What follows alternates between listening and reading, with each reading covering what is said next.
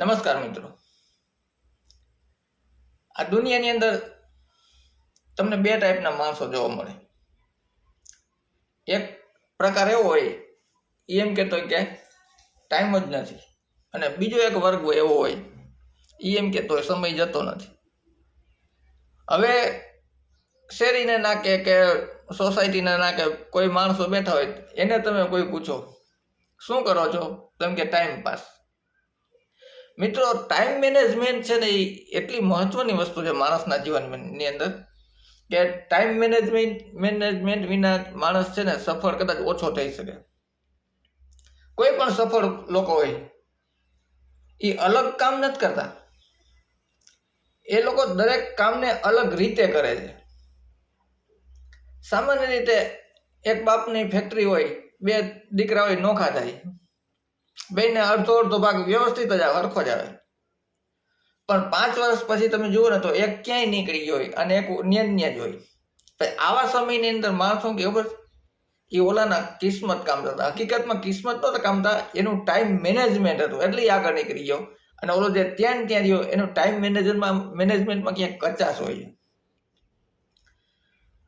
એમ કહેવાય કે we will never success without time management, because time management is the most important part of human life. આપણે શું થાય છે, ટાઈમ મેનેજમેન્ટ આપણું બગડે છે ક્યાં? માનસિક આ છે, કોઈ પણ જગ્યાએ આપણે સારું લાગે ને ત્યાં જાજો ટાઈમ આપી દઈએ, ત્યાં વધુ સમય આપી દઈએ. વિદ્યાર્થીઓ જો એવું કરશે, જે વિષયમાં મજા આવશે ને એ વિષયને વધુ વાંચશે. અને લગ્ન પ્રસંગમાં આપણે ક્યાંક ગયા હોય ત્યારે આપણે મજા આવતી હોય, ત્યારે 4 કલાકનો સમય છે એ આપણે એમ લાગે કે અડધી કલાકમાં પાસ થઈ ગયો. અને કોઈકના બેસણામાં ગયા હોય ત્યાં અડધી કલાક બેસવાનું હોય ને તો 4 કલાક જેવી લાગે. શું કામ? આપણે રુચિ છે ત્યાં આપણે વધુ સમય આપીએ, પરિણામે ટાઈમ મેનેજમેન્ટ છે ને બગડી જાય.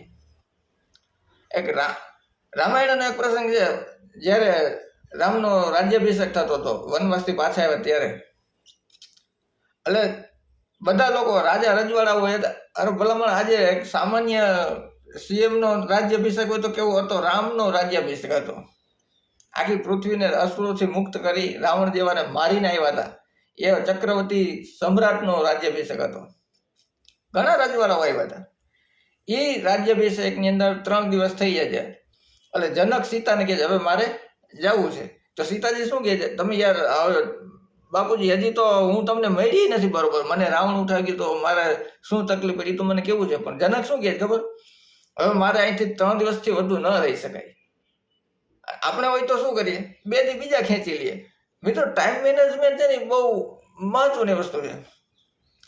અને બીજું કે ટાઈમ મેનેજમેન્ટમાં મોટામાં મોટો કોઈ તત્વ ભાગ ભજવતો એ છે પ્રોક્રાસ્ટિનેશન. આ શું છે પ્રોક્રાસ્ટિનેશન?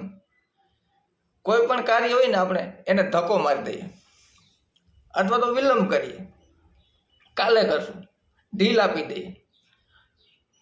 અને કામ પરફેક્શનની વાત જોતા હોય.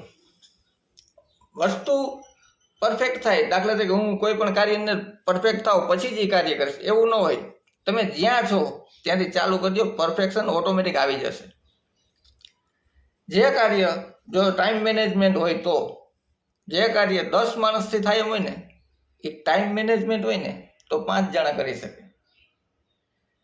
નક્કી કરેલું કાર્ય હોય, જે કાર્ય એમ નક્કી હોય ને, ટાઈમ મેનેજમાં શું હોય, ટાઈમ મેનેજમેન્ટમાં શું હોય કે મારે આ કાર્ય આ સમયે કરવું છે, એટલે એ સમયે એ કાર્ય કરવાનું જ.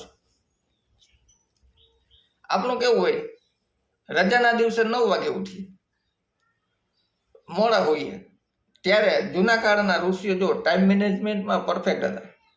એ બ્રહ્મ મુહૂર્તમાં ઉઠી જવું એટલે ઉઠી જવું, 5 વાગે દરરોજ ઉઠી જાય, પછી સંધ્યા સ્નાન ઇત્યાદિ કરીને પૂજાપાઠ કરીને પછી જે તપોવનની પ્રક્રિયા હોય એમાં પ્રવૃત્ત થઈ જતા. તો સમયની કિંમત કરીએ. એમ આપણે કહેવાય છે ને ટાઈમ ઇઝ મની, પણ સમય છે ને મની કરતાં પણ જાજો કિંમતી છે.